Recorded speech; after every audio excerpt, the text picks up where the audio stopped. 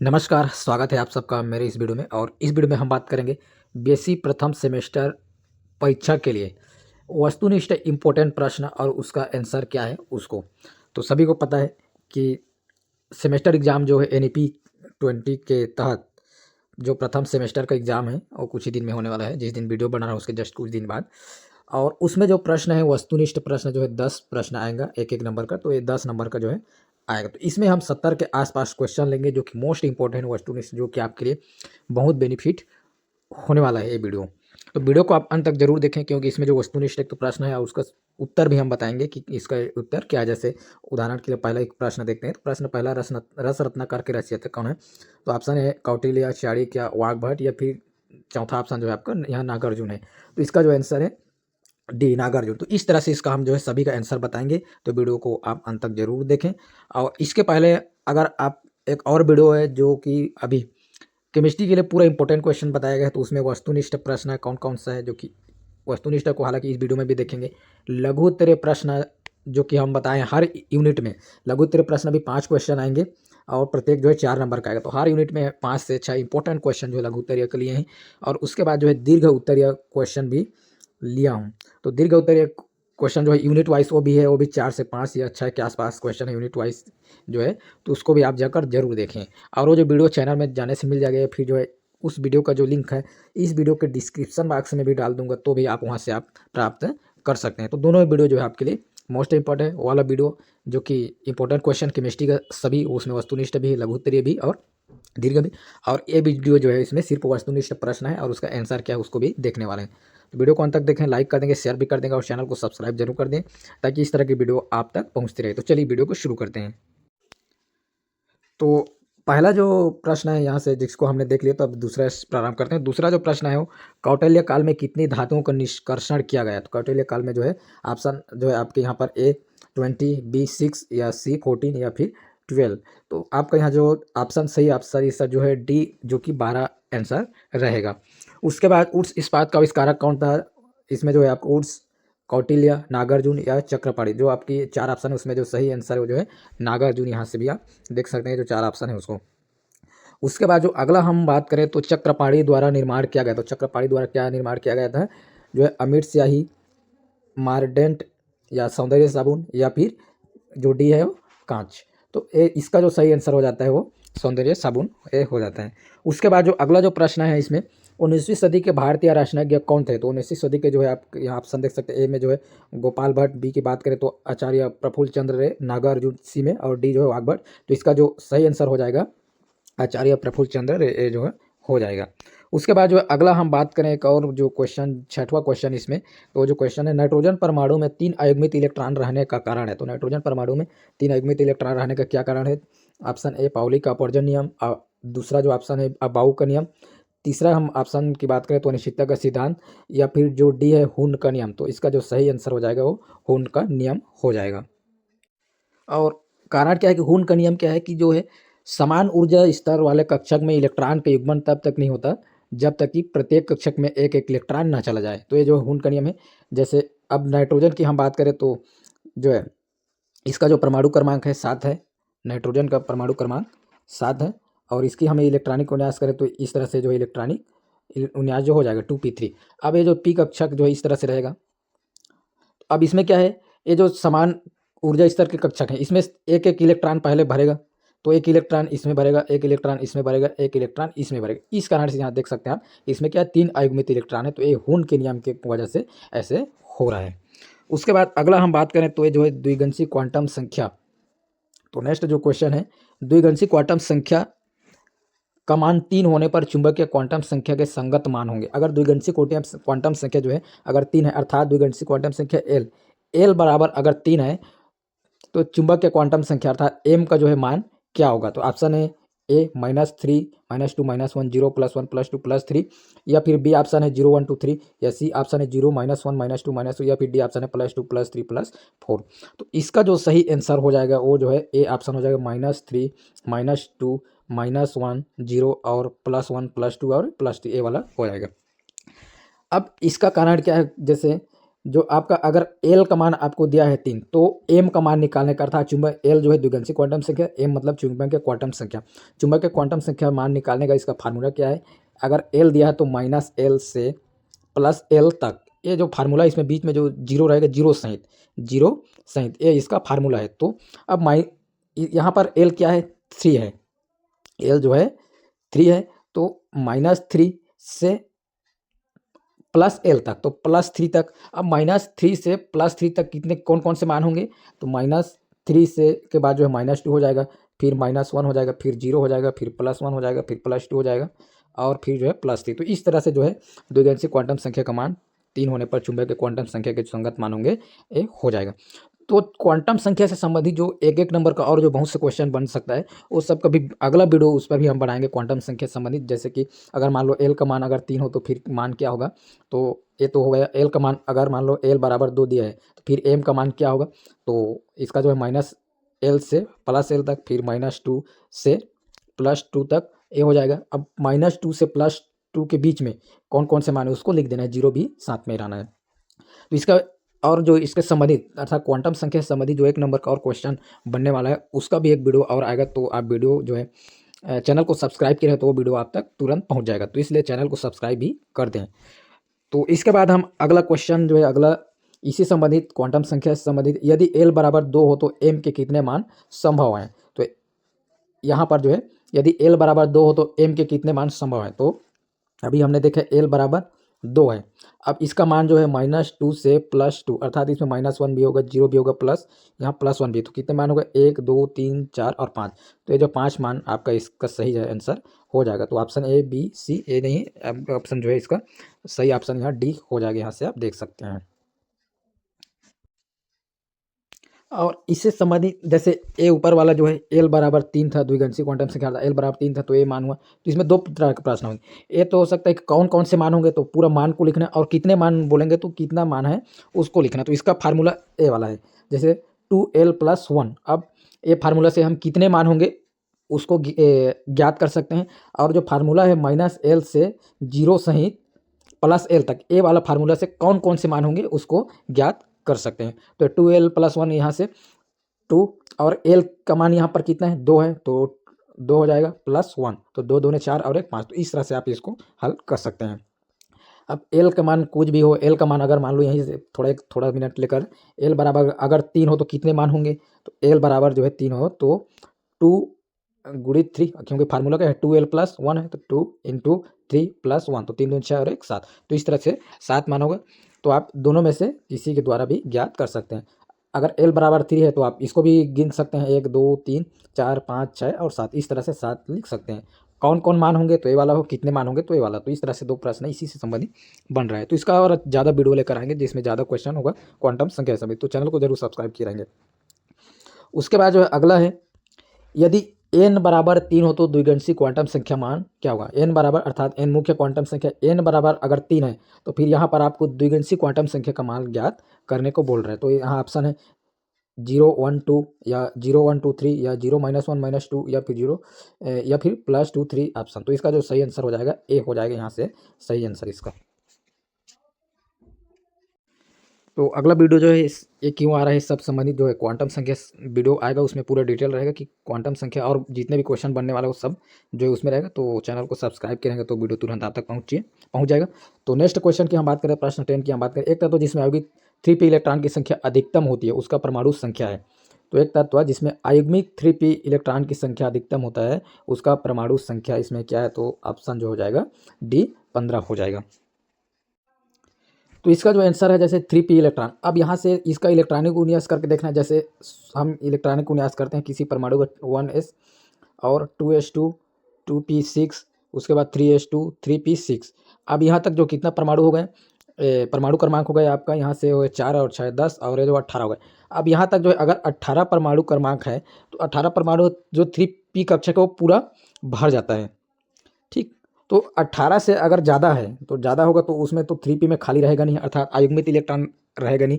तो अब इसका आंसर कौन सा बच रहा है 3p, डी कक्षक बन रहे 3p में जो अगर इसका इलेक्ट्रॉनिक विन्यास करते हैं हम तो 1s2 2s2 2p6 यहाँ तक 10 हो गया, उसके बाद 3s2 12 हो गए और 3p इसमें इलेक्ट्रॉन हो जाएगा 3। तो 3 जो है अयुग्मित इलेक्ट्रॉन, जो कि अधिकतम इलेक्ट्रॉन जो है अयुग्मित इसी वाला में रहेगा, अर्थात 15 जो इनका परमाणु क्रमांक उसमें रहेगा। उसके बाद जो अगला जो क्वेश्चन, कौन सा कक्षक द्विडंबल आकार का है, तो इसका जो ऑप्शन है सही आंसर भी इसका डी कक्षक है और अन्य ऑप्शन ये सब देख सकते हैं। तो जो पी कक्षक होता है सिर्फ एक डंबल होता है और एस कक्षक जो है गोल होता है। उसके बाद जो है अगला जो क्वेश्चन, उपकोष L बराबर 2 में हो सकता है, तो उपकोष L बराबर 2 में कितने इलेक्ट्रॉन हो सकते हैं, जो प्रश्न है वो, तो एक ए बराबर 2 इलेक्ट्रॉन, बी 6 इलेक्ट्रॉन, सी 10 इलेक्ट्रॉन और डी 14 इलेक्ट्रॉन। तो एल उपकोष जो है L बराबर 2, इसमें जो है आंसर, इसका सही आंसर हो जाएगा 10 इलेक्ट्रॉन। तो अब इसका यहाँ पर एक क्वांटम संख्या से संबंधित ही प्रश्न है, जैसे L बराबर एस, ठीक, एक मिनट थोड़ा सा मिस्टेक, L बराबर अगर 0 है तो उस उपकोष किसके लिए होता है, एस के लिए होता है। L बराबर अगर आपका 1 है, इसका मतलब पी कक्षक या उपकोष है। L बराबर अगर 2 है तो फिर यहाँ पर डी, और L बराबर अगर 3 है तो यहाँ पर एफ उपकोष के लिए। अब यहाँ पर प्रश्न है कि L बराबर 2 में हो सकता है, तो अब L बराबर 2 अर्थात जो है डी कक्षक के लिए है। अब डी कक्षक में कितने इलेक्ट्रॉन होते हैं, अधिकतम 10 इलेक्ट्रॉन है। तो यहाँ से आप जो है अगर L बराबर 1 हो तो कितने इलेक्ट्रॉन होगा, 6 इलेक्ट्रॉन, क्योंकि L बराबर 1 अर्थात पी कक्षक हो जाएगा। L बराबर अगर 0 हो तो कितने इलेक्ट्रॉन अधिकतम हो सकते हैं, तो 2 इलेक्ट्रॉन, क्योंकि L बराबर 0 और 0 का जो है एस उपकोष के लिए, और एस उपकोष में 2 इलेक्ट्रॉन होता है। इसके बाद जो है अगला हम क्वेश्चन की हम बात करें तो n बराबर 4 L बराबर 1 वाला कक्षक होगा। तो यहाँ पर n जो है मुख्य क्वांटम संख्या है तो 4 है, L का मान अभी हमने देखा, L का मान जो है p, तो इसका जो सही आंसर हो जाएगा p। यहाँ से जो है ऑप्शन आप में यहाँ पर सी जो देख सकते हैं। उसके बाद अगला हम बात करें तो इन तत्वों में किसका आयनन अनुभाव सर्वाधिक होगा, तो ये जो तत्व है इसमें सबसे अधिक आयनन अनुभाव आपका ऑप्शन है Na, Bmg, सी कार्बन और डी एफ। तो इसका जो सही आंसर जो है फ्लोरीन हो जाएगा, एफ परमाणु क्रमांक 9 इसका ए हो जाएगा। उसके बाद अगला हम बात करें इन तत्वों में से कौन सा तत्व सबसे अधिक ऋण विद्युती है, तो ऑप्शन आपके यहाँ है oxygen, B chlorine, C nitrogen और डी फ्लोरीन। तो इसका सही आंसर यही हो जाएगा, इसमें भी फ्लोरीन। उसके बाद जो है अगला क्वेश्चन जो कि है तत्वों का आयनन अनुभाव निर्भर करता है, जो तत्वों का आयनन अनुभाव किस पर निर्भर करता है, परमाणु आकार पर, आंतरिक कोश में इलेक्ट्रॉन की संख्या, परमाणु के नाभिक के आवेश पर, या जो है ऑप्शन डी जो है वो उपर्युक्त सभी। तो इसका जो सही आंसर हो जाएगा उपर्युक्त सभी, क्योंकि जो आयनन विभव का मान जो है सभी पर निर्भर करता है, परमाणु के आकार पर भी, आंतरिक कोश में इलेक्ट्रॉन की संख्या, परमाणु के नाभिक के आवेश, इस सब पर भी जो है निर्भर करता है। उसके बाद अगला जो क्वेश्चन है 17 नंबर का क्वेश्चन, सबसे अधिक आयनिक लक्षण है, तो सबसे अधिक आयनिक लक्षण जो ऑप्शन है LiF, NaF, CSF और KF। तो इसका जो सही आंसर आपका सी हो जाएगा यहाँ से। उसके बाद नेक्स्ट क्वेश्चन की हम बात करें तो निम्न में से कौन सा तत्व का आयनन विभव निम्नतम है, तो इसका जो option A oxygen, fluorine, nitrogen या Ne 10 परमाणु क्रमांक इसका। तो इसका जो है न्यान मतलब इसका जो है सही आंसर आपका यहाँ ए हो जाएगा ऑक्सीजन। उसके बाद जो है अगला हम बात करें निम्नलिखित में कौन सा धातु प्रबल, आप चाहे आपके ऑप्शन जो है CaSr या Ba या फिर Mg। तो इसका जो सही आंसर आपका सी हो जाएगा, यहाँ से आप देख सकते हैं जो कि। और उसके बाद जो अगला हम बात करें प्रश्न क्रमांक 20 की बात करें तो आवर्त सारणी में किसी समूह में ऊपर से नीचे की ओर जाने पर आयनन विभव का मान सामान्यतः, तो जब आवर्त सारणी में ऊपर से हम नीचे की तरफ आते हैं तो आयनन विभव का मान क्या होता है, तो घटता है, बढ़ता है, अपरिवर्तित रहता है या पहले बढ़ता है फिर घटता है। जो इसका जो सही आंसर ये डी वाला हो जाएगा। और उसके बाद जो हम बात करें अगला जो क्वेश्चन है NaCl क्रिस्टल बना हुआ है, अर्थात सोडियम क्लोराइड का जो क्रिस्टल किसका बना होता है, NaCl अणु या Na+ आयन अर्थात धनात्मक आयन, सोडियम धनात्मक, क्लोराइड ऋणात्मक आयन, या Na तथा Cl परमाणु, या फिर NaCl का द्विलक। तो इसका जो सही आंसर हो जाएगा वो जो है बी Na+ और Cl- आयन से जो है बनता है। उसके बाद जो अगला हम प्रश्न की बात करें 22 नंबर जो है निम्न में से 7 संयोजी क्रिस्टल है, तो ये सल्फर, बी सोडा, सी डायमंड या क्यूप्रिक ऑक्साइड। तो इसका जो सही आंसर सी हो जाएगा।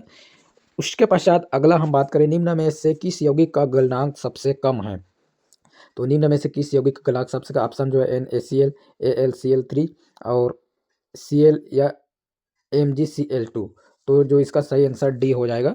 और उसके बाद अगला जो प्रश्न है किस यौगिक में वैद्युत संयोजक बंध है, किस यौगिक में विद्युत संयोजक बंद है? ऑक्सीजन, ऑप्शन है CHCl3। और अगला जो है NaBr और अगला जो है डी ऑप्शन CCl4। तो इसका जो सही आंसर है सी ऑप्शन हो जाएगा। उसके बाद जो है अगला है किस अणु की संरचना रेखीय होती है?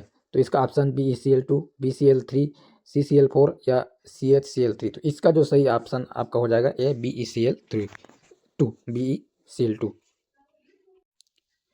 और उसके बाद जो है अगला जो प्रश्न है सल्फर डाइऑक्साइड में सल्फर का संकरण होता है। ऑप्शन है Sp, सी ऑप्शन Sp3 या डी ऑप्शन जो है DsP2। तो इसका जो सही आंसर जो है Sp2 जो कि बी ऑप्शन सही हो जाएगा।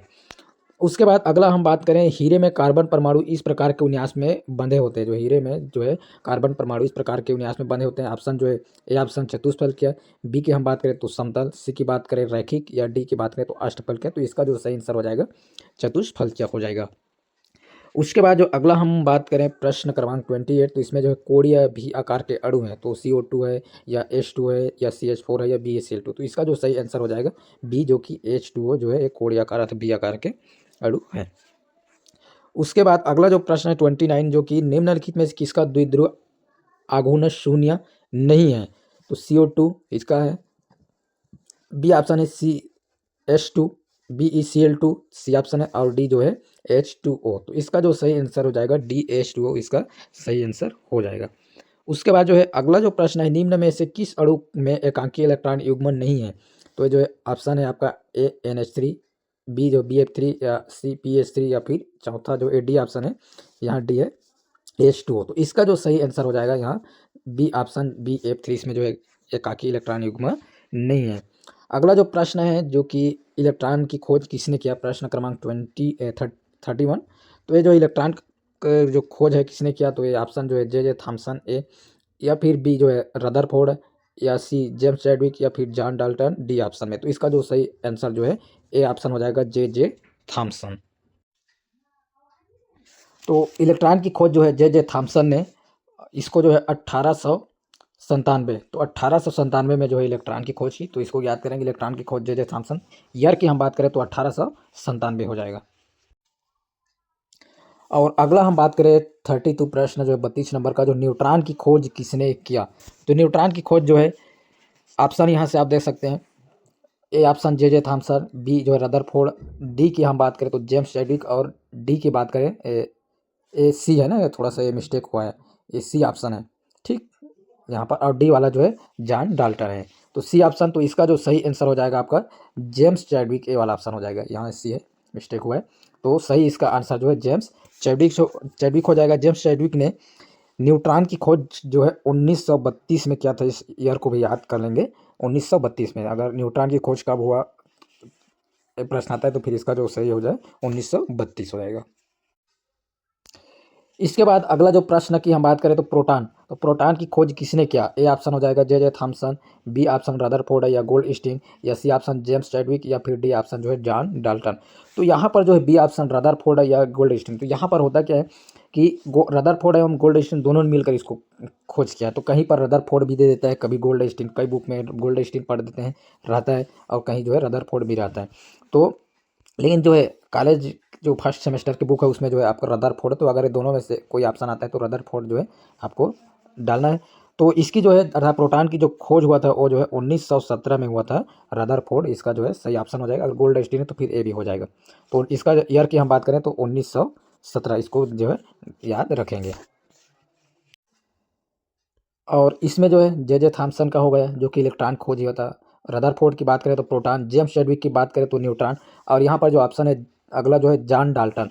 तो इसने खोज किया था वो जो है परमाणु के अविभाज्यता का सिद्धांत को दिया था। खोज नहीं बल्कि परमाणु के अविभाज्यता के सिद्धांत को दिया था और उसको जो है 1808 में इसको दिया था परमाणु के अविभाज्यता का सिद्धांत।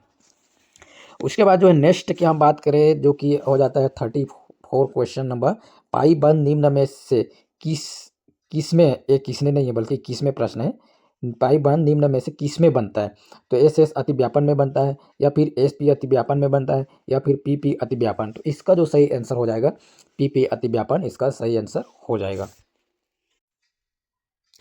तो यहाँ एस अतिव्यापन में सिग्मा बंद बनते हैं, एसपी अतिव्यापन में भी सिग्मा बंध बनता है, लेकिन यहाँ पीपी अतिव्यापन में 2 प्रकार का बंध होता है। देखिए पीपी अतिव्यापन 2 तरह से होता है। एक जो है अक्षीय अतिव्यापन होगा, तो इस तरह से अक्षीय अतिव्यापन होगा और इसके माध्यम से जो है सिग्मा बंध बनेगा। तो सही आंसर जो है इसका हो जाएगा पीपी। अक्षीय अतिव्यापन रहेगा तो सिग्मा बंध बनेगा, लेकिन पीपी जो है इस तरह से समांतर अतिव्यापन होगा, ठीक इस तरह से, तब जो है आपका जो है पाई बंध बनेगा। तो यहाँ पर जो है अगर मान लो ऑप्शन में होगा पीपी अक्षीय अतिव्यापन एक ऑप्शन रहेगा और पीपी समांतर अतिव्यापन जिसको पार्श्वीय अतिव्यापन कहेंगे, तो वहाँ पर जो है समांतर अतिव्यापन हो जाएगा, ठीक। यहाँ लेकिन यहाँ पर सिर्फ पीपी अतिव्यापन है तो फिर आपका ए वाला आंसर सही हो जाएगा। लेकिन अगर ऑप्शन वही होता पीपी अक्षीय अतिव्यापन एक ऑप्शन हो जाता, पीपी समांतर अतिव्यापन, तो आपका जो सही आंसर हो जाएगा समांतर अतिव्यापन। तो इसको जो विषय ध्यान देंगे। उसके बाद जो अगला हम बात करते हैं 35 नंबर का क्वेश्चन जो है, निम्न में से कौन सा तत्व अपर रूपता प्रदर्शित करता है? ए कार्बन, बी कैल्शियम, सी एल्युमिनियम या डी जो है सोडियम। तो इसका जो सही आंसर हो जाएगा कार्बन हो जाएगा। उसके बाद जो है अगला जो है लिथियम की ज्वाला किस रंग की होती है? तो आप लिथियम की ज्वाला ऑप्शन ए पीला, ऑप्शन बी बैगनी, ऑप्शन सी लाल या ऑप्शन डी नीला। तो इसका जो सही आंसर हो जाएगा ऑप्शन बी बैगनी हो जाएगा। उसके बाद जो है अगला हम बात करें तो क्षारीय मृदा तत्वों की ऑक्सीकरण अवस्था होती है। तो क्षारीय मृदा तत्व जो है इसकी ऑक्सीकरण अवस्था जो है +1, -1 या +2 या फिर -2। तो इसका जो सही आंसर जो है +2 हो जाएगा। अगर क्षारीय मृदा धातु के जगह में क्षार मृदा धातु क्षार धातु, क्षारीय मृदा नहीं, अगर क्षारीय मृदा धातु के जगह में क्षार धातु की ऑक्सीकरण अवस्था होता तो इसका जो सही आंसर हो जाता वो +1, ठीक। तो जो है एस ब्लॉक तत्व का जो प्रश्न है, तो एस ब्लॉक जो तत्व है एक 2 भाग में है इसका। एक जो है वर्ग 1 जिसको क्षार धातु बोलते हैं और एक जो है वर्ग 2 जिसको क्षारीय मृदा धातु कहते हैं। तो ये वाला जो अर्थात जो एस ब्लॉक का जो पहला वर्ग, इसके जो अंतिम कक्षक में इलेक्ट्रॉन है, एस कक्षक में 1 इलेक्ट्रॉन होता है, इस कारण इसकी ऑक्सीकरण अवस्था 1 होती है। और ए वाला जो है क्षारीय मृदा धातु, इसकी जो एस कक्षक में अर्थात अंतिम जो एस कक्षक है उसमें 2 इलेक्ट्रॉन होती है, इस वजह से इसकी ऑक्सीकरण अवस्था यहाँ 2 हो जाती है। उदाहरण के लिए हम क्षार मृदा धातु का एक उदाहरण लेते हैं, सोडियम। सोडियम का इलेक्ट्रॉनिक कुनिया जैसे 1s2, 2s2, 2p6 और 3s1 है। अब यहाँ पर जो है ए वाला 1 इलेक्ट्रॉन त्यागने के बाद जो है इसकी जो है ये स्थायी हो जाता है, अर्थात जो है और इलेक्ट्रॉन नहीं त्यागता, क्योंकि ये जो है अक्रिय गैस के समान जो है ये स्थायी हो गया है। 10 इसका जो है परमाणु क्रमांक होगा 1 इलेक्ट्रॉन निकलने के बाद, इस कारण इसकी ऑक्सीकरण अवस्था 1 होता है और क्षारीय मृदा धातु का जो है 2 हो जाता है, क्योंकि इस एस कक्षक में 3s वाला जो इसमें 2 इलेक्ट्रॉन होते हैं। और इसका भी उदाहरण क्षारीय मृदा तत्व है, इसका भी उदाहरण जैसे मैग्नीशियम Mg, इसका जो है परमाणु क्रमांक जो है इसका 12 होता है, तो अंतिम इलेक्ट्रॉन जो है 3s2 में जाएगा। अब 2 इलेक्ट्रॉन त्याग सकते हैं, उसके बाद जो है ये जो है स्थायी हो जाएगा परमाणु क्रमांक 10 के जैसे, इस वजह से इसकी जो ऑक्सीकरण अवस्था +2 होती है। तो क्षारीय मृदा तत्व की ऑक्सीकरण अवस्था +2 और क्षार धातु की ऑक्सीकरण अवस्था +1, तो इसमें आपको कन्फ्यूज नहीं होना है। उसके बाद जो अगला जो क्वेश्चन की हम बात करें, बोरान का विकर्ण संबंध किससे है? तो बोरान का विकर्ण संबंध यहाँ पर ऑप्शन है एल्युमिनियम, मैग्नीशियम या फिर बी है या के, यहाँ से आप देख सकते हैं। तो इसका जो सही आंसर हो जाएगा वो है एल्युमिनियम, ए ऑप्शन हो जाएगा। उसके बाद जो है अगला जो प्रश्न है, सोडियम ज्वाला का रंग होता है, सोडियम का जो ज्वाला है उसका रंग क्या होता है? ऑप्शन है ए लाल, बी बैगनी, सुनहरा पीला, सी ऑप्शन या ऑप्शन डी जो है नीला। तो इसका जो सही आंसर हो जाएगा सी ऑप्शन सुनहरा पीला हो जाएगा। उसके बाद अगला जो प्रश्न है, सर्वाधिक जलीय वजन वाला आयन है। तो सर्वाधिक जलीय वजन वाला आयन जो है आपके ऑप्शन है Be2+ या Mg2+ या Ca2+ या Ba2+। तो इसका जो सही आंसर जो हो जाएगा ए ऑप्शन Be2+ हो जाएगा। उसके बाद अगला जो है प्रश्न है 41, निम्न में प्रारूपित तत्व है। तो निम्न में प्रारूप ए जो है Li, बी की हम बात करें तो Na, सी की बात करें तो Be, फिर डी की बात करें तो बी। तो इसका जो सही आंसर हो जाएगा सोडियम Na।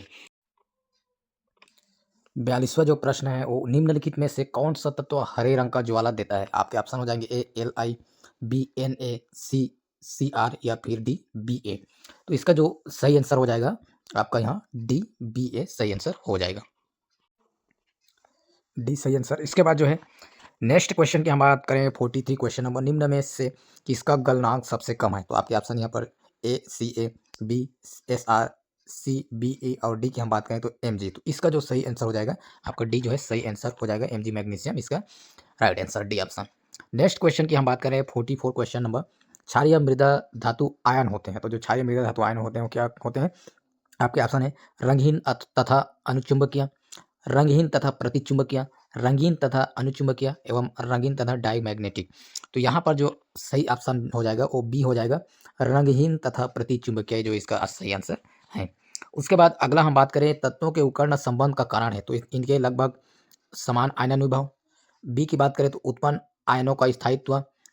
सी की बात करें इनके तुलनीय आयनिक त्रिज्या, तो इसका जो सही आंसर हो जाएगा डी, ए तीनों, डी ऑप्शन जो है ए तीनों, और सही आंसर जो है तत्व का विकर्ण संबंध जो है ये तीनों इसका सही आंसर है। इसके बाद जो 46 नंबर का जो क्वेश्चन है वो है सबसे अधिक ताप पर अपघटित होने वाला यौगिक है। Option A BaCO3, option B CaCO3, option C SrCO3 और ऑप्शन डी जो है MgCO3। इसका जो सही आंसर जो है ऑप्शन ए हो जाएगा। उसके बाद जो है नेक्स्ट क्वेश्चन की हम बात करें 47 नंबर, तो गर्म करने पर निम्न में से कौन अपघटित हो जाता है। तो गर्म करने पर यहाँ पर जो अपघटित होने वाले जो है उनमें से ऑप्शन जो है ए NOH, बी KOH, सी LiOH और डी जो है RbOH। तो इसका जो सही आंसर हो जाएगा आपका सी सही आंसर हो जाएगा LiOH। उसके बाद जो अगला जो प्रश्न है 48, ये प्रश्न जो है क्षार धातुएं प्रबल अपचायक है क्योंकि, तो जो क्षार धातु है वो प्रबल अपचायक होता है, कारण इसका क्या है। तो ऑप्शन जो है पहला जो है ये एक संयोजक तत्व है, या फिर ये धातु तत्व है, या फिर इनकी आयनिक त्रिज्या बड़ी होती है, या फिर इनके अपचयन विभव बहुत ऋणात्मक है, जो कि सही आंसर यही वाला हो जाएगा, डी इसका जो है सही आंसर हो जाएगा। इसके बाद जो है अगला हम बात करें नेक्स्ट क्वेश्चन की हम बात करें लिथियम क्षार धातु में सबसे कम क्रियाशील है क्योंकि, तो जो लिथियम है क्षार धातु में सबसे कम क्रियाशील कारण क्या है आपके ऑप्शन ए है वह समूह का प्रथम सदस्य है, या फिर ऑप्शन बी जो है उसके बाह्यतम कोष में एक इलेक्ट्रॉन है और इसके आयनन विभव का मान उच्च है, तो आयनन विभव का मान उच्च है ऑप्शन हो गया, और डी ऑप्शन जो है यहाँ साइज में सबसे छोटा है। तो लिथियम जो धातु लिथियम क्षार धातु में सबसे कम क्रियाशील होने के कारण इसके जो है इसके आयनन विभव का मान उच्च होना ये है। अब क्रियाशीलता से जो है प्रथम समूह सदस्य का प्रथम से तत्व है या लास्ट तत्व है, इससे तो कोई मतलब नहीं, इस कारण ए ऑप्शन जो है गलत हो जाएगा, क्योंकि पहला सदस्य है तो जरूरी नहीं कि वो कम क्रियाशील हो। उसके बाह्यतम कोष में एक इलेक्ट्रॉन, तो बाह्यतम कोष में तो अन्य जो है ये भी रीजन नहीं है, क्योंकि बाह्यतम कोष में जो अन्य क्षार धातु हैं जैसे सोडियम हो गया लिथियम के साथ, उसके भी बाह्यतम कोष में केवल एक ही इलेक्ट्रॉन होता है, तो ये भी कारण सही नहीं है। तो इसका जो सही कारण इसके आयनन विभव का मान उच्च होना, आयनन विभव उच्च है, आयनन विभव का मान जो उच्च है इस कारण ये कम क्रियाशील है। उसके बाद जो अगला हम बात करें तो क्वेश्चन 50, निम्न में ऊष्मा और विद्युत का अच्छा चालक है। तो ऑप्शन है एंथ्रासाइट, ऑप्शन बी हीरा, ऑप्शन सी चारकोल, या फिर ऑप्शन डी ग्रेफाइट। तो इसका जो सही आंसर डी हो जाएगा ग्रेफाइट। उसके बाद जो नेक्स्ट क्वेश्चन की हम बात करें 51 जो क्वेश्चन है वह नाइट्रिक अम्ल के औद्योगिक निर्माण में उत्प्रेरक का प्रयोग होता है। तो नाइट्रिक अम्ल के जो औद्योगिक निर्माण में उत्प्रेरक क्या उपयोग होते हैं, उत्प्रेरक का प्रयोग होता है, कौन से उत्प्रेरक का अर्थात, तो पीटी ब्लैक, प्लेटिनम ब्लैक, प्लेटिनिकृत एस्बेस्टस, या पीटी प्लेटिनम जाली, या फिर वेनेडियम पेंटाक्साइड। तो इसका जो सही आंसर जो है वेनेडियम पेंटाक्साइड इसका सही आंसर हो जाएगा। उसके बाद जो अगला हम बात करें मेटाफास्फोरिक अम्ल का सूत्र है, तो मेटाफास्फोरिक अम्ल का इसमें से जो कौन सा फार्मूला है H3PO4, या फिर भी ऑप्शन है H3PO3, या फिर HPO3, या फिर H4P2O7। तो इसका जो सही आंसर हो जाएगा वो सी हो जाएगा, HPO3 इसका सही आंसर हो जाएगा। उसके बाद जो अगला जो क्वेश्चन है 53 की बात करें तो क्लोरीन का कौन सा ऑक्सी अम्ल प्रबलतम है। तो इसमें HClO, या फिर HClO2, या HClO3, या फिर ऑप्शन जो है HClO4। तो क्लोरीन का इसमें कौन सा अम्ल जो है प्रबलतम है, तो ऑप्शन जो डी सही हो जाएगा, HClO4 इसका सही आंसर हो जाएगा। नेक्स्ट क्वेश्चन की हम बात करें तो सबसे प्रबल अम्ल कौन सा है, तो जो सबसे प्रबल अम्ल जो है ऑप्शन है HF, option B HCl, option C HBr, या फिर जो डी ऑप्शन है HI। तो इसका जो सही आंसर हो जाएगा डी ऑप्शन इसका सही आंसर हो जाएगा, राइट आंसर सही आंसर डी ऑप्शन। उसके बाद जो है अगला है प्रश्न 55 फ्रियोन है, तो ये मोस्ट इंपॉर्टेंट है, तो इस तरह क्वेश्चन आते हैं तो इसको विशेष ध्यान देंगे।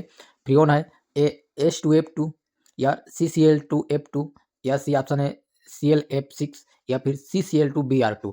तो इसका जो सही आंसर हो जाएगा वो है बी ऑप्शन सही आंसर है CCl2F2, ये फ्रियोन है। और अगला जो है प्रश्न 56 फ्लुरेनिन, माफ कीजिए फुलेरिन, फुलेरिन एक क्या है। ऑप्शन है ए कार्बन का अपर रूप है, ऑप्शन बी हाइड्रोजन है, ऑप्शन सी अंतर हाइड्रोजन यौगिक है, या फिर ऑप्शन डी जो है पॉली हाइड्राइड है। तो इसका जो सही आंसर ऑप्शन ए हो जाएगा, ये जो है कार्बन का अपर रूप है। उसके बाद जो है अगला हम बात करें 57 प्रश्न, जो 57 है एजाइड आयन है। तो इसका ऑप्शन जो है ए सममित एवं रैखिक है। एजाइड आयन जो है सममित या अरैखिक है, असममित या कोणीय है, या फिर असममित एवं अरैखिक है ये जो है। तो इसका जो सही आंसर हो जाएगा वो है ए ऑप्शन सममित एवं रैखिक। तो ए इसका जो है सही आंसर हो जाएगा ए। नेक्स्ट क्वेश्चन की हम बात करें तो एल्कीन पर हाइड्रोजन का योग होता है। तो एल्कीन है उस पर हाइड्रोजन का योग कौन सा क्रिया है? तो ये है ऑप्शन में इलेक्ट्रोफिलिक योग है, या फिर मुक्त मूलक योग अभिक्रिया है, या फिर न्यूक्लियोफिलिक योग है, या फिर इनमें से कोई नहीं है। तो इसका जो सही आंसर आपका हो जाएगा ए हो जाएगा इलेक्ट्रोफिलिक योग, यहाँ से सही आंसर ए। नेक्स्ट क्वेश्चन की हम बात करें तो निम्न में से कौन सा इलेक्ट्रॉन से नहीं अभिकर्मक है? निम्न में से कौन सा इलेक्ट्रॉन से नहीं अभिकर्मक है? Option A OH minus, option B Cn minus, option C जो है H प्लस, या फिर ऑप्शन डी Cl माइनस। तो इलेक्ट्रॉन से नहीं, तो यहाँ पर आपका जो है सही आंसर हो जाएगा सी जो है सही हो जाएगा, इलेक्ट्रॉन से नहीं जो है H प्लस सही इसका उत्तर हो जाएगा। उसके बाद जो है अगला हम बात करें निम्न में से कौन सा नाभिक से नहीं अभिकर्मक है? नाभिक से नहीं, पहले वाला में इलेक्ट्रॉन से नहीं, अगला जो है नाभिक से नहीं। तो ऑप्शन पहला जो है NO2 प्लस, या ऑप्शन बी की बात करें तो Cn minus, option C H plus, या ऑप्शन डी BF3। तो इसमें से कौन है जो नाभिक से नहीं है? तो इसका जो सही आंसर हो जाएगा वो है बी सही आंसर Cn माइनस, ये जो है इसका सही आंसर हो जाएगा। अब यहाँ पर ये समझना है कि नाभिक से नहीं क्या है एवं इलेक्ट्रॉन से नहीं क्या है। तो नाभिक से नहीं अर्थात नाभिक पसंद करने वाला, तो नाभिक, अब जो कोई परमाणु है नाभिक में क्या होता है? धन आयन होता है, ठीक, धन आयन होता है। तो अब इसको कौन पसंद करेगा? अर्थात इस जिसके पास इसकी कमी होगा, अर्थात धन आयन की कमी हो। अब धन आयन की कमी किसके पास होगा? जिसके पास ऋण आयन होगा, जैसे कि Cn माइनस हो सकता है। ऐसा नहीं कि सिर्फ माइनस वाले, उदासीन परमाणु भी नाभिक से नहीं होती हैं, लेकिन ज़्यादातर जो इसमें जो है नाभिक से नहीं वो ऋणात्मक होता है, जैसे Cn आयन हो गया, क्लोराइड आयन Br माइनस, ये सब, ठीक। तो अब इसके पास क्या है? इलेक्ट्रॉन रिच होता है, इलेक्ट्रॉन ज़्यादा होता है, इस कारण ये इसको क्या जरूरत है? धन आयन। अब धन आयन कहाँ होता है? नाभिक में, अर्थात प्रोटॉन कहाँ होता है? नाभिक में। तो इसलिए नाभिक से नहीं इसको बोलते हैं। वहीं इलेक्ट्रॉन से नहीं, अब इलेक्ट्रॉन से नहीं अर्थात जिसके पास धन आयन है वो किसको स्नेह करेगा या किसकी ओर आकर्षित होगा? ऋण आयन की। तो जो है धन आयन है तो ऋण आयन, तो इस कारण इसको बोलते हैं जो धन आयन युक्त जो पदार्थ हैं या तत्व बोल सकते हैं, पदार्थ नहीं तत्व, उनको बोलेंगे इलेक्ट्रॉन से नहीं। तो अब इसमें जो है नाभिक से नहीं कौन सा? इसमें ऋण आयन इसके पास है। उदासीन भी जो है नाभिक से नहीं हो सकता है, जरूरी नहीं कि सभी जो है ऋण आयन युक्त है, लेकिन ज़्यादातर वैसे होते हैं। अब यहाँ पर जो है कुछ उदाहरण है जो कि इंपॉर्टेंट है। तो नाभिक से नहीं अभिकर्मक के उदाहरण, तो ये सब उदाहरण जरूरी है देखना, क्योंकि इसमें से कोई भी 4 ऑप्शन उठा दिया, इसमें से 3 उठा दिया और उसके बाद एक ऑप्शन इसमें और पूछ दिया इलेक्ट्रॉन से नहीं अभिकर्मक कौन सा है करके। तो ये दोनों को जो है इंपॉर्टेंट है। तो नाभिक से नहीं अभिकर्मक के उदाहरण इसको नोट कर लेंगे। OH माइनस नाभिक से नहीं अभिकर्मक के उदाहरण है।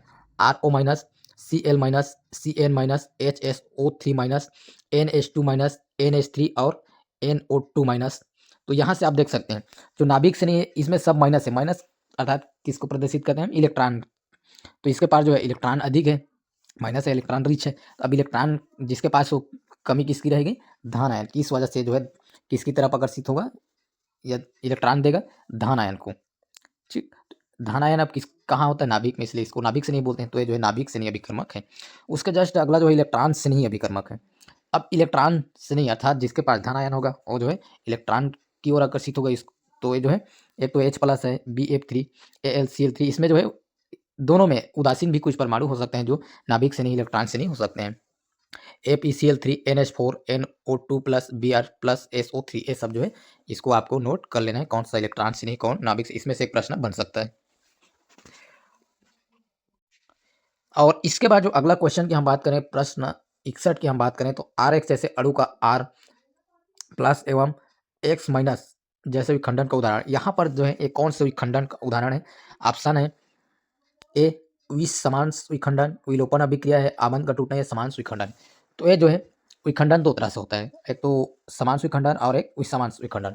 विसमांश मतलब, तो ये जो उदाहरण जो है ए ऑप्शन ए वाला जो है ऑप्शन ए इसका सही आंसर है, विषम अंश विखंडन। अब इसका कारण क्या है? देखिए, दो तत्व है या दो अणु है R और X करके, दोनों इलेक्ट्रॉन का शेयर किया, एक इलेक्ट्रॉन एक परमाणु का, एक इलेक्ट्रॉन दो परमाणु। जब ये दोनों टूटते हैं उस समय जो है ये बराबर रूप से डिवाइड नहीं होते, क्योंकि ये दो इलेक्ट्रॉन को ये वाला देख सकते हैं, इसी में दो इलेक्ट्रॉन का शो है इसमें, तो अब बराबर नहीं है, इसके पास कोई इलेक्ट्रॉन नहीं आया बल्कि इसके पास इलेक्ट्रॉन ज़्यादा है, दोनों के दोनों इलेक्ट्रॉन हो गए, तो बराबर अर्थात सम रूप से विखंडित नहीं हुआ। इस कारण ये जो है विषम अंश विखंडन का उदाहरण है। अगला जो है नेक्स्ट जो है बंध का समांश विखंडन बनाएगा। तो जब बंध है उस समांश विखंडन क्या बनाएगा? कार्बोनिल आयन, कार्बोधन आयन, मुक्त मूलक, डी ऑप्शन ए तथा बी दोनों। तो इसका जो सही आंसर हो जाएगा वो मुक्त मूलक बन जाएगा। तो मुक्त मूलक क्या है कि कोई संयोजक बंध से कोई जो है अणु बना है, यौगिक बना है, जब ये टूटता है तो अपना अपना जो है इलेक्ट्रॉन को अपने अपने इलेक्ट्रॉन को जो है वापस ले लेते हैं, तो ये जो है इसको बोलते हैं सम अंश या समांश विखंडन। तो इसको भी मुक्त मूलक भी इसी को बोलते हैं। तो जो है समांश विखंडन ये मुक्त मूलक बन गए, तो अपना अपना इलेक्ट्रॉन को लेके अलग हो गए जो आरेख से हो, तो ये मुक्त मूलक जो है ये बनाया, तो ये है सही आंसर मुक्त मूलक इसका। नेक्स्ट क्वेश्चन जो है कार्बोनियम आयन बनता है जब कार्बन परमाणु अर्जित करता है। तो कार्बोनियम आयन कब बनता है? जब कार्बन परमाणु ऑप्शन ए धनावेश अर्जित करता है, ऑप्शन बी ऋणावेश अर्जित करता है, या फिर उदासीन रहता है, या फिर ए एवं बी दोनों। तो इसका जो सही आंसर हो जाएगा ऑप्शन ए हो जाएगा धनावेश। जब कार्बन परमाणु जब धन आयन होता है तो जो है वो कार्बोनियम आयन कहलाता है। इसके बाद जो अगला प्रश्न है 64 नंबर, आबंधहीन अनुनाद है, तो जो है प्रेरिक प्रभाव है, या फिर मेसमेरिक प्रभाव है, या फिर त्रिविन्यासी बाधा है, या फिर अतिसंयुग्मन है। तो इसका जो सही आंसर हो जाएगा डी हो जाएगा अतिसंयुग्मन, जो कि इंपॉर्टेंट मोस्ट इंपॉर्टेंट है, इसको अच्छे से ध्यान देंगे। हालांकि मोस्ट इंपॉर्टेंट तो सभी है जितना इस वीडियो में लिए गए हैं, इंपॉर्टेंट क्वेश्चन को लिया गया है, लेकिन ये जो है और थोड़ा सा ज़्यादा विशेष ध्यान देंगे। अतिसंयुग्मन हाइपर कंजुगेशन, जो जिसे हम आबंधहीन अनुनाद भी बोलते हैं। इसके बाद जो अगला क्वेश्चन है वो है प्रेरिक प्रभाव होते हैं, तो प्रेरिक प्रभाव स्थायी होते हैं या अस्थायी होते हैं, कभी स्थायी कभी अस्थायी, या फिर इनमें से कोई नहीं। तो इसका जो सही आंसर ए हो जाएगा स्थायी होते हैं। उसके बाद जो अगला जो क्वेश्चन है, टार्टरिक अम्ल में कितने किरेल कार्बन है? टार्टरिक अम्ल में कितने किरेल कार्बन है? ऑप्शन है ए 1, बी 3, सी 2, या फिर डी 4। तो इसका जो सही आंसर है 2, अर्थात ऑप्शन सी इसका जो है सही आंसर हो जाएगा।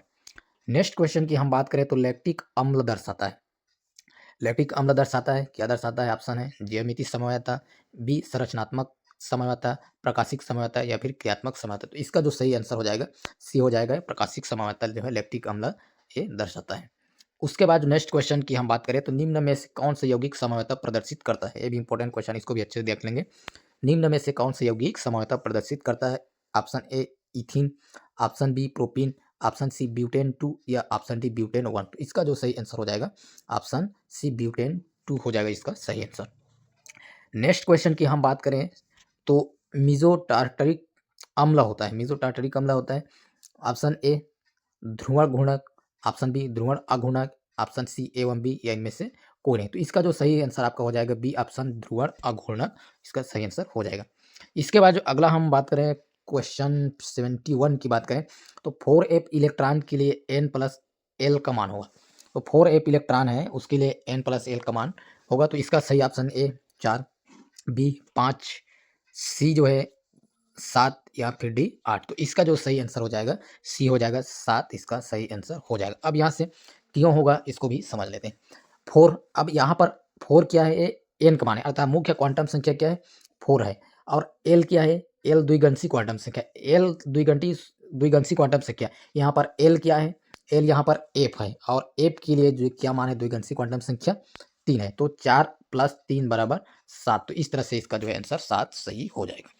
नेक्स्ट क्वेश्चन की हम बात करें तो अगला जो क्वेश्चन है बोरेजोल का सूत्र होता है। बोरेजोल का सूत्र जो है ऑप्शन ए B2H6, ऑप्शन बी B3N3H6, या फिर B5H9, या फिर ऑप्शन डी हो जाएगा H3BO3। तो इसका जो सही आंसर हो जाएगा ऑप्शन बी हो जाएगा, ऑप्शन बी B3N3H6। ये जो है बोरेजोल का सूत्र होता है। ये और ज़्यादा अच्छा इंपॉर्टेंट क्वेश्चन, इसको भी आप अच्छे से ध्यान देंगे, 1 नंबर में जो है प्रश्न पूछ सकता है। बोरेजोल का सूत्र होता है B3N3H6, अच्छे से ध्यान देंगे इसको। उसके बाद कुछ इसमें जो है सूत्र है उसका जो है नाम या फिर क्या क्या बोलते हैं इसको भी थोड़ा सा देख लेते हैं, जो कि अंतिम क्वेश्चन है। तो बोरिक अम्ल, यहाँ से आप जो है बोरिक अम्ल का सूत्र जो है H3BO 3। तो ये जो है बोरिक अम्ल का सूत्र है H3BO3। डाइबोरेन तो B2H6 डाइबोरेन है। पेंटाबोरेन B5H9, पेंटाबोरेन B5H9 और टेट्राबोरेन B4H10, यहाँ पर जो है टेट्राबोरेन। तो इसको आप अच्छे से देख लेंगे, कोई इसमें से जितना भी ये सूत्र है उसमें से कोई एक आ सकता है एक नंबर में। तो फिलहाल के लिए इस वीडियो में इतना है। वीडियो अगर अच्छी लगी तो लाइक जरूर कर देंगे, साथ ही साथ शेयर भी कर देंगे वीडियो को, और चैनल को अगर अभी तक सब्सक्राइब नहीं किया तो एक बार सब्सक्राइब कर दें ताकि इस तरह की वीडियो आप तक पहुंचे। कॉलेज स्टडी संबंधित कॉलेज में जो विभिन्न प्रकार की जानकारी, परीक्षा फॉर्म, एडमिशन फॉर्म या अन्य प्रकार की जानकारी, उसकी भी जानकारी जो है वीडियो द्वारा दिया जाता है। तो चैनल को सब्सक्राइब करें तो वो आप तक पहुंचेगा। इस अभी जो फर्स्ट सेमेस्टर का भी एग्जाम होने वाला है उससे संबंधित लगातार वीडियो बना रहा हूँ। इससे पहले वीडियो बनाया हूँ कि जो फर्स्ट सेमेस्टर है, तो फर्स्ट सेमेस्टर में जो है जो विषय है वो हर विषय, चाहे वो बीए हो, बीए का जो विषय हो या बीकॉम हो या फिर आपका बीएससी, तो कितने नंबर का है, कितने नंबर का आएगा और साथ ही साथ कितने नंबर आपका पासिंग रहेगा, ये सब के बारे में वीडियो है। तो आप चैनल में जाकर उसको देख सकते हैं। या फिर केमिस्ट्री विषय का जो इंपॉर्टेंट क्वेश्चन जो कि अभी आने वाला है हर यूनिट से, लघु उत्तरीय प्रश्न, वस्तुनिष्ठ, जो कि इस वीडियो में हमने देखा, लघु उत्तरीय जो है और दीर्घ उत्तरीय, तो एक उसका वीडियो है, उसको भी जाकर आप देख सकते हैं। और नेक्स्ट जो वीडियो आएगा वो जो है क्वांटम संख्या से संबंधित जो एक नंबर के पूछ सकते हैं, जैसे कि अभी हमने देखा एक क्वेश्चन। तो इस तरह के जो एक एक नंबर के इस तरह से पूछ सकते हैं, उसका भी एक और वीडियो आएगा। तो चैनल को सब्सक्राइब किए रहेंगे तो भी आपको मिलेगा। तो सब्सक्राइब जरूर कर दें और वीडियो को पूरा देखने के लिए बहुत बहुत धन्यवाद।